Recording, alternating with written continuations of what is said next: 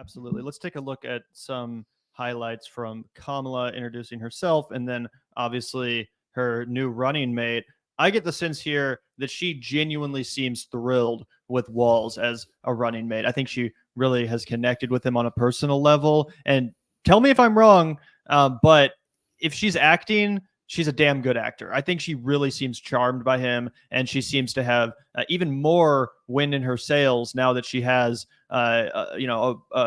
someone by her side, someone that she can trust, someone that she's already affectionately referring to as Coach Walz, which I kind of predicted on the show the other day. I said they should go with that. We should call this guy Coach Walz. He comes off like a coach. He was a coach, and she ran with that 100%, which I think is super smart. I think it's really going to appeal to people in the suburbs, even in some rural parts of the country. So let's take a look, guys. Yeah, she has so much more wind in her sails than she did as VP, and I think that's going to make a difference to people when they vote in November. Yep.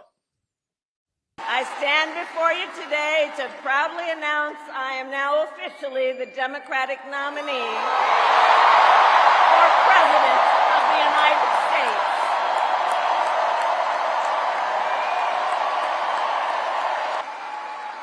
And so now we got some work to do. We need to move to the general election and win that. Now, many of you know, before I was elected vice president or elected a United States senator, I was an elected attorney general, and before that, elected district attorney. Boo, cop. And before that, I was a courtroom prosecutor. So in those roles, I took on perpetrators of all kinds.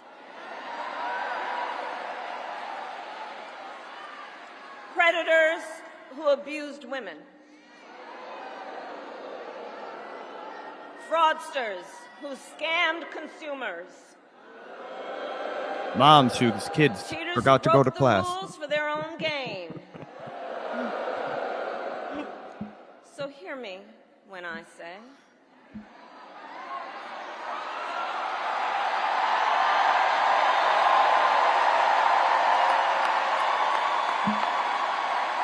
I know Donald Trump's type.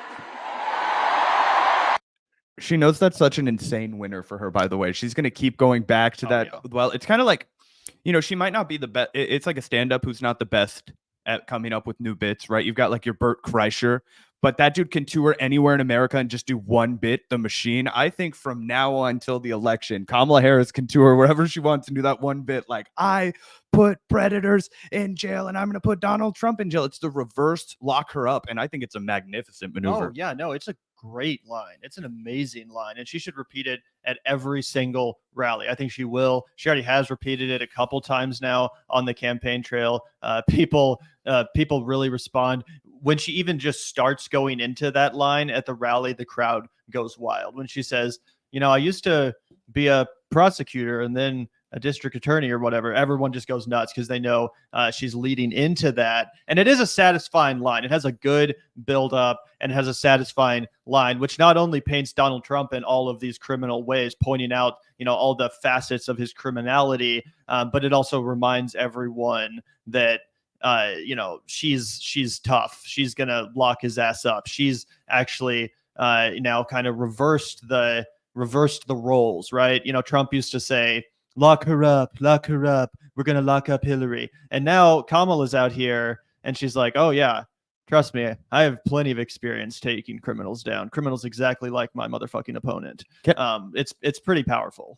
To follow up with you really quickly, Gavin, because I think Donald Trump's biggest fear is that if he loses this election, they're going to fuck with the court system in a way that forces him to be held accountable for his crimes. I think that's one of the main things that keeps him in the race. I think that's one of the main things that keeps him focused, because obviously he'll fall back on saying it's all rigged so he doesn't have to grapple with the reality of being a loser.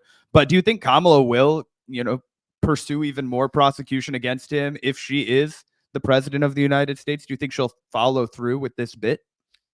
I don't think that she's going to necessarily add any new investigations to the table, but I think that she doesn't need to. I think that Trump already has enough indictments and felonies and legal cases against him, that if he doesn't assume the office of the presidency and have the ability to pardon himself and basically just cancel those investigations using his executive authority, then I don't think she would need to start. But you don't think she'll bail him out? No, I don't think so. I think that they would actually. I mean, we'll see. It's possible that there's like a Nixon thing where it's we got to bring the country together. Yeah. Who knows? Actually, I wouldn't underestimate the Democrats' ability to fuck that up. But I do think that there's a chance Trump could genuinely be screwed in a legal sense if he doesn't become president again. But we'll see. The dude seems to weasel his way out of everything. Yeah.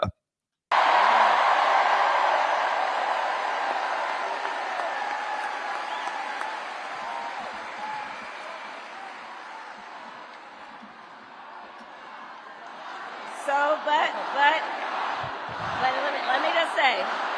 Lock him up. Hold on. This campaign, our campaign, is not just a fight against Donald Trump.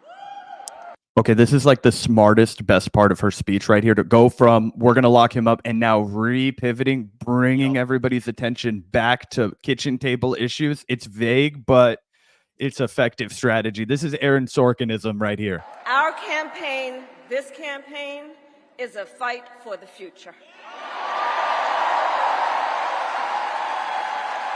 It's a fight for the future. In Pennsylvania, we fight for a future with affordable housing, affordable health care, affordable child care, paid leave. We just need to get her to start saying free instead of affordable, and the left will win. Fight for a future where we build a broad-based economy, where every American has the opportunity to own a home, to start a business, and to build wealth.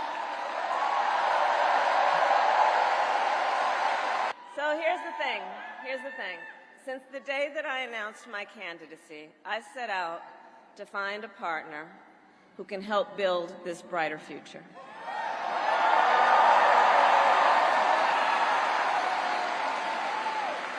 A leader who will help unite our nation and move us forward.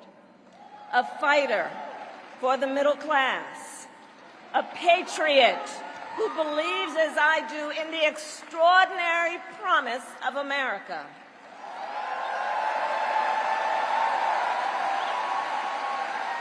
A promise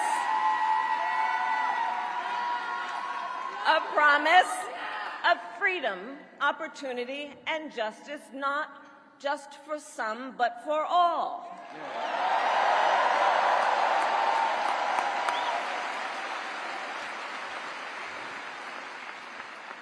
So, Pennsylvania, I'm here today because I found such a leader.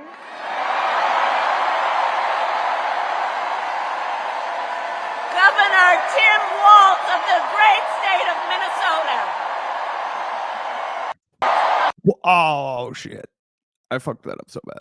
I'm sorry, everybody. We're going to figure it out while I'm reacting. Gavin, start saying words and I'll keep getting it back. It's all good. Yeah, no problem. But yeah, quite a rousing introduction. The crowd certainly seems to be excited about the fact that it was Walz. I think it was a great choice to give the base a gift in Tim Walz. I don't think that Tim Walz is just a pick that appeases the base. That's kind of what JD Vance was, like, just straight up doubling down on the MAGA brand, giving the base a dude that they felt was one of them, right? Tim Walz has the unique quality in that he represents that as well. He was the most popular pick from the online left, for example, and from the Twitter left. They were clearly all Walz pilled, but I think he also uniquely appeals to independents and moderates in a way that, frankly, Josh Shapiro does not, which is ironic because usually it's the other way around. Usually the online left would pick a candidate that would,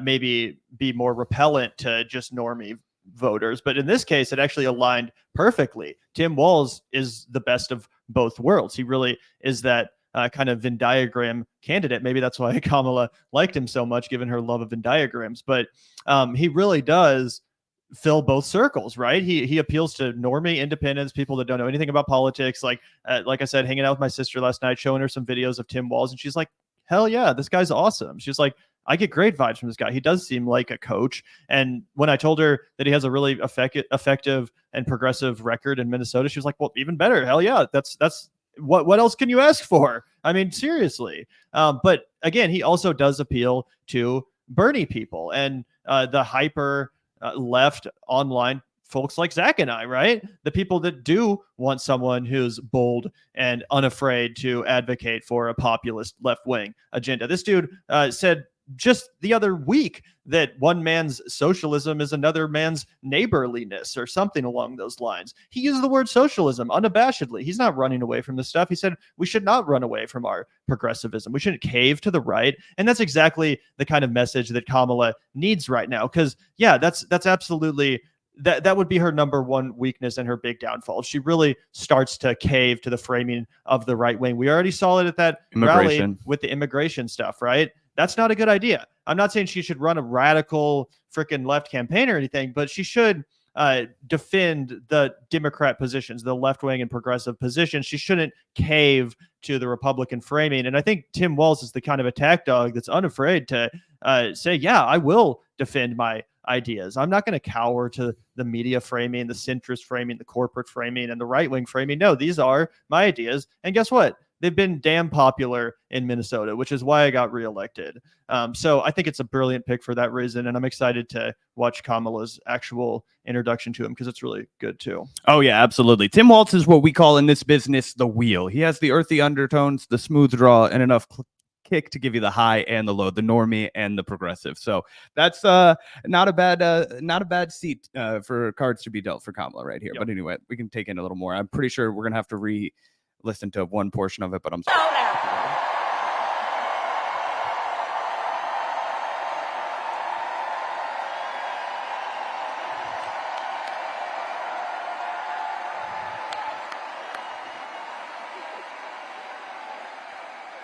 So, to those who know him best,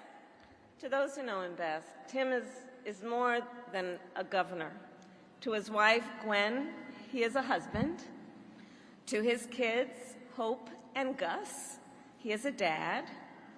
To his fellow veterans, he is Sergeant Major Walz.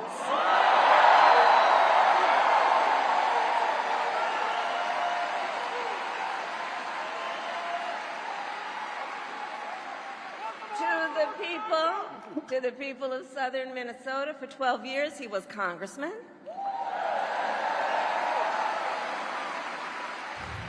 To his former high school students, he was Mr. Walz.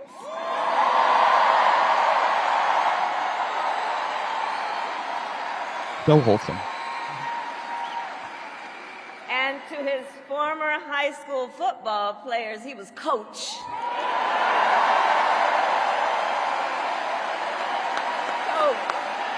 Coach. And in 91 days,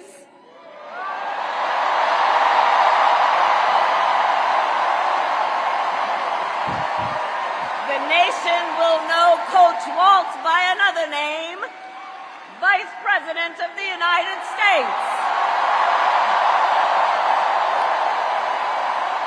Haters be damned. This is a barn-burning speech from Kamala Harris. I don't give a shit what you said. Like, if you are a neutral observer and you walk in for the first time, and because most people can't put the goggles on and be like, oh, how would a swing voter react to this? I'm telling you, there is no comparison. If you are the kind of person who is making up their own mind, watching this Kamala Harris speech, then watch the J.D. Vance, Donald Trump speeches, it is not even close, guys. Not even close.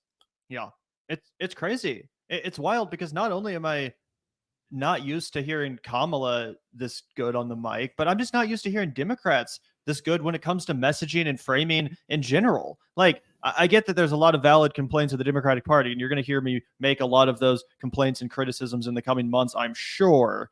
But I will say I've been damn impressed by the rollout of this entire campaign, almost from the start, with a few exceptions. I think the rollout has been fantastic, and the selection of Walz as VP is one of the most politically savvy moves in modern Democratic Party politics, in my opinion. I think that Shapiro, that was totally the kind of old, that was the traditional logic, the mainstream establishment logic. The fact that they went with Walz over a guy like Shapiro or a guy like Mark Kelly, I think is just the meaningfulness cannot be understated. It really is a big deal, guys. And the energy was totally reflective of that. I think, again, Kamala, she was rewarded for making the right choice by that massive, massive pop of enthusiasm at the rally. People were genuinely excited. He was the people's choice for her running mate, and she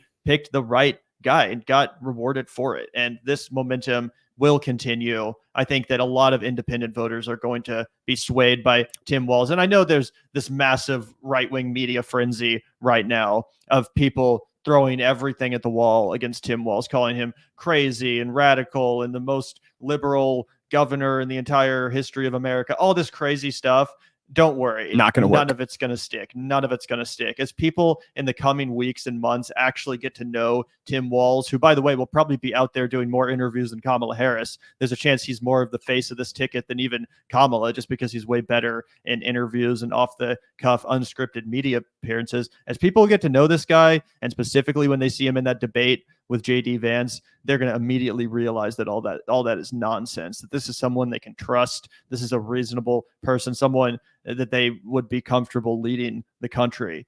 So I think the Republicans are screwed. He gets more popular the more you see him, right? Yeah. The more you hear from him, the more you like him. The longer he talks, the more comfortable you are with the idea of him leading this country, being a heartbeat away from the presidency. We're going to keep watching the Kamala rally, but really quickly, guys, I wanted to bring up another rally that happened in Philadelphia yesterday. Same time, same bat place. Vance's rally was held shortly after noon at the 2300 Arena in South Philadelphia and drew a crowd of more than 200 supporters. Now, let me go ahead and put this back up in the background for you guys. There's probably more than 200 people in this frame, okay? In this one frame, you could probably find about 200 souls. Not really, but as soon as the camera pans around standing behind her, it's not even close, guys. 200 is absolutely pathetic. In a city like Philadelphia, like the mayor would turn out, 1,500 people. Yep, exactly. And actually, I think we have here, Zach, some footage from that rally.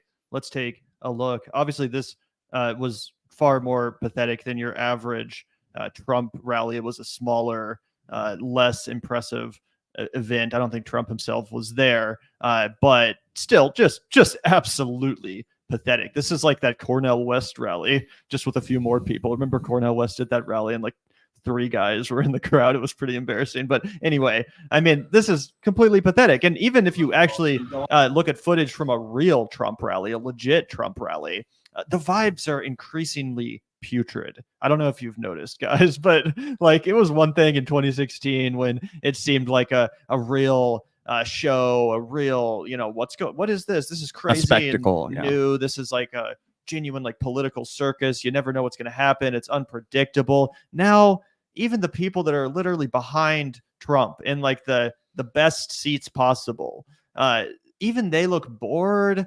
They look kind of like, all right, let's wrap this up. Trump's just rambling. He says the same shit over and over again. He just segues from one unhinged talking point into the next. And increasingly, it's very narcissistic and self-centered talking points about how much of a victim he is, about how he got cheated and how mean the media is to him and how mean the governor of Georgia is to him. And isn't everyone unfair to me? In 2016, people were like clapping and cheering and getting excited about Trump because he was saying like, we're going to bring your job back. And like, I'm going to be the president for the forgotten man and woman of this country. We're going to undo the Clinton neoliberal establishment politics that have oppressed you for the, like, it was populist stuff. Now at Trump rallies, like I said, the vibe increasingly putrid. Even the supporters of Trump there seem to kind of know that this era is ending. The MAGA movement isn't what it used to be, and Trump's a shadow of his former He's self. losing the endorsements of the Republican Party in states like Arizona. That's critical. That's over. He blasted the popular Republican governor in Georgia, whom he desperately needs to support him to win the state. He has no strategy left. We've talked a lot about it. My pinpointing, it's honestly, it's about to be 7 years to the date. I was working on a piece for our Substack about this, and it was like the 16th of August in 2017 when he fires Steve Bannon. But that was the last guy that kept taking all of his selfish instincts and figuring out how to thread the needle. Okay, you can be selfish, you can get the crowd to cheer for you, but you have to talk about building a wall. You have to talk about making America great again. You have to talk about, getting rid of NAFTA and doing a better deal. You have to talk about taking on China and making China respect us again, right? You get to talk about how you're going to do the art of the deal. Talk about how you're going to, you're going to take care of and stand up to North Korea. These were all of the things. And it's so crazy that him and Steve Bannon divorced over like weird North Korea shit that's totally irrelevant now. And the Fire and Fury stuff. And Steve the Fire Bannon and Fury was stuff. Leaking wild information and calling Trump all sorts of names and stuff. Which, who understood the base better than a guy that was willing to stare at Donald Trump and be like, no, fuck you. And like, I was reading about the other day, like he went and did an interview with the American Prospect where he was like, Trump doesn't decide the policy, I decide the policy. And Trump was like, you're fired. But anyway, he didn't like that. Yeah. But he doesn't have anybody that's coaching him. He doesn't have anybody that's in his inner ear except for his sons who have the, political instincts of a pile of horse shit. You know what I mean? Literally, they're dumb as rocks, guys. They're not only ugly.